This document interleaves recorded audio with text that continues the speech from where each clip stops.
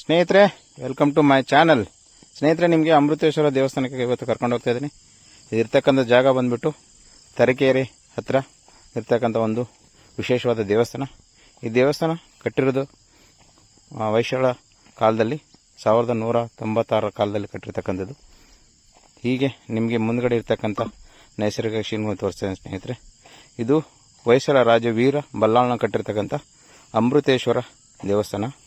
ಈ ದೇವಸ್ಥಾನ ಇರೋದು ವಿಶೇಷ ಅಂದರೆ ಅಲ್ಲಿಂದ ನೇಪಾಳದಿಂದ ಗಂಡಿಕಿ ನದಿಯಿಂದ ತಂದ ಶಿವಲಿಂಗ ಇರುವ ಶೈವ ದೇವಾಲಯ ಆಗಿದೆ.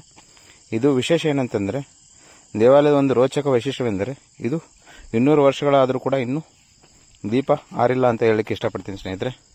ಇದು ಅಲ್ಲಿ ಇರ್ತಕ್ಕಂಥ ವಿಶೇಷವಾದ ದೇವಸ್ಥಾನ. ಇದು ಏಕಕೂಟ ಗೋಪುರ ಅಮೃತೇಶ್ವರ ದೇವಸ್ಥಾನ 1996 ಆಗಿರತಕ್ಕಂಥದ್ದು. ಬನ್ನಿ, ಕರ್ಕೊಂಡು ಹೋಗ್ತೀನಿ ಸ್ನೇಹಿತರೆ ಅಮೃತೇಶ್ವರ ಸ್ವಾಮಿ ಸನ್ನಿಧಿಗೆ. ಬನ್ನಿ ಹೋಗೋಣ. ನೀವು ದರ್ಶನ ಮಾಡಿ, ಹಾಗೆ ಸಬ್ಸ್ಕ್ರೈಬ್ ಮಾಡಿ ನನ್ನ ಚಾನಲ್ನ ನೋಡಿ. ಬನ್ನಿ, ಇದು ನಾವು ಇವಾಗ ಅಮೃತಪುರದ ದೇವಸ್ಥಾನಕ್ಕೆ ಬಂದಿದ್ದೀವಿ.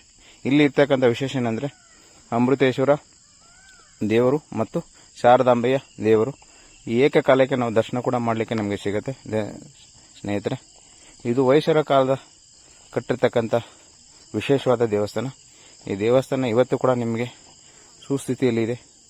ಎಷ್ಟು ಚಂದ ನೋಡ್ಲಿಕ್ಕಂದರೆ, ಇದು ಕಾವ್ಯ ಲಿಪಿಗಾರ ಜನ್ಯ ಬರೆದಿರ್ತಕ್ಕಂಥ ಲಿಪಿ ಇಲ್ಲಿ ನಿಮಗೆ ನೋಡಲಿಕ್ಕೆ ಸಿಗುತ್ತೆ ಸ್ನೇಹಿತರೆ.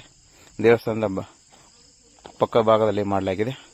ಹಾಗೆ ಮುಂದೆ ನಾನು ನಿಮಗೆ ಅದರ ಪಕ್ಕದಲ್ಲಿ ಇರ್ತಕ್ಕಂಥದ್ದು ಶ್ರೀ ಶಾರದಾಂಬೆಯ ಟೆಂಪಲ್ ನೋಡಿ. ಇದು ಜನ್ನ ಹಳೆಗನ್ನಡ ಕಾವ್ಯವನ್ನು ಬರೆದಂಥ ಒಂದು ಲಿಪಿ.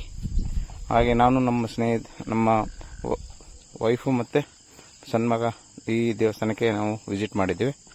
ಬನ್ನಿ, ಮುಂದೆ ಹಾಗೆ ವಿಶೇಷವಾದ ನಿಮಗೆ ತಿಳಿಸ್ತಾ ಹೋಗ್ತೀನಿ.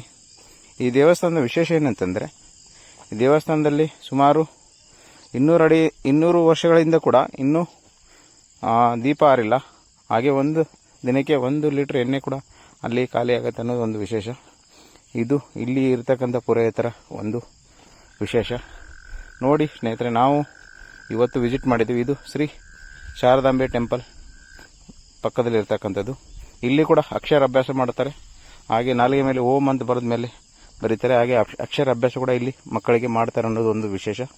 ಅಕ್ಷರ ಅಭ್ಯಾಸ ಮತ್ತೆ ಎಲ್ಲಿ ಮಾಡ್ತಾರೆ ಗೊತ್ತಾ ಸ್ನೇಹಿತರೆ? ಅದೇ ಶೃಂಗೇರಿ ಶಾರದಾಂಬೆ ಟೆಂಪಲಲ್ಲಿ ಮಾಡ್ತಾರೆ. ಹಾಗೆ ಈ ದೇವಸ್ಥಾನದಲ್ಲೂ ಕೂಡ ಮಾಡುವ ಒಂದು ವಿಶೇಷ.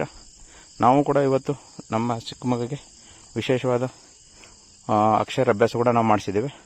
ಆಮೇಲೆ ಆ ದೇವಸ್ಥಾನದ ಸುತ್ತಲೂ ಇರ್ತಕ್ಕಂಥದ್ದು ಒಂದು ನೈಸರ್ಗಿಕ ಸೀನ್ ನಿಮಗೋಸ್ಕರ ತೋರಿಸ್ತಾ ಇದ್ದೀನಿ ಸ್ನೇಹಿತರೆ.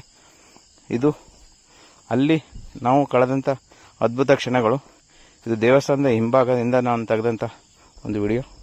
ಇಲ್ಲಿ ವಿಡಿಯೋ ಮಾಡಲಿಕ್ಕೂ ಕೂಡ ಅಲಾವಿಲ್ಲ ದೇವಸ್ಥಾನದ ಒಳಗಡೆ ಸ್ನೇಹಿತರೆ. ಹಾಗಾಗಿ ನಿಮಗೆ ದೇವರನ್ನ ನಿಮಗೆ ತೋರಿಸಲಿಕ್ಕೆ ಆಗಲಿಲ್ಲ. ಯಾಕಂದರೆ ಅಲ್ಲಿ ಮುಜರಾಯಿ ಡಿಪಾರ್ಟ್ಮೆಂಟಿಂದ ನಾವು ಪರ್ಮಿಷನ್ ತರಬೇಕಂತ ಹೇಳ್ತಾ ಇದ್ರು ಸ್ನೇಹಿತರೆ. ಹಾಗಾಗಿ ನಮಗೆ ಅಲ್ಲಿ ಮಾಡಲಿಕ್ಕೆ ಪರ್ಮಿಷನ್ ಸಿಕ್ಕಿಲ್ಲ. ಸೊ ಹಾಗಾಗಿ ದೇವಸ್ಥಾನ ಸುತ್ತುಕೊಟ್ಟು ಮಾತ್ರ ನಿಮಗೆ ನಾನು ತೆಗೆದು ತೋರಿಸ್ತಾ ಇದ್ದೀನಿ ಸ್ನೇಹಿತರೆ. ಬನ್ನಿ, ಹಾಗೆ ಮುಂದೆ ಹೋಗೋಣ. ಏನೇನು ನಿಮಗೆ ನೋಡಲಿಕ್ಕೆ ಸಿಗುತ್ತೆ ಅನ್ನೋದು ಒಂದು ವಿಶೇಷ. ಇದು ದೇವಸ್ಥಾನದಿಂದ ಇಲ್ಲಿ ಅಮೃತೇಶ್ವರ ಬಂದುಬಿಟ್ಟು ಶಿವಲಿಂಗ ಇರೋದು. ಈ ಶಿವಲಿಂಗ ಬಂದ್ಬಿಟ್ಟು ನೇಪಾಳದಿಂದ ತಂದಿರತಕ್ಕಂಥದ್ದು ಒಂದು ವಿಶೇಷ. ಚಿಕ್ಕಮ್ಮ ಅನ್ನೋದು ಇದು ಈ ಶಿಲೆಯನ್ನು ದೇವಸ್ಥಾನ ಕಟ್ಟಲಿಕ್ಕೆ ಸಹಾಯ ಮಾಡಿದವರು. ಮತ್ತು ಒಳಗಡೆ ಈ ಕಂಬಗಳು ತುಂಬ ಹೊಳಪಿನಿಂದ ಇರ್ತಕ್ಕಂಥ ಕಂಬಗಳು. ಇಲ್ಲಿ ಕೂಡ ನಮಗೆ ವಿಶೇಷ ದರ್ಶನ ಮಾಡಲಿಕ್ಕೆ ಸಿಗ್ತವೆ ಸ್ನೇಹಿತರೆ. ಹಾಗೆ ಬನ್ನಿ ಹೋಗೋಣ. ಇಲ್ಲಿ ಅನ್ನದಾಸೋಹ ಕೂಡ ಇದೆ. ಪ್ರತಿದಿನ ಕೂಡ ಅನ್ನದಾಸೋಹ ಇರುತ್ತೆ ಅನ್ನೋದು ಒಂದು ವಿಶೇಷ ಸ್ನೇಹಿತರೆ. ಆಮೇಲೆ ಅಲ್ಲಿ ಬನ್ನಿ ಮರ, ಆಮೇಲೆ ಅಲ್ಲಿ ಸುಮಾರು ಟೂರಿಸ್ಟ್ಗಳು ಬಂದಿದ್ದರು.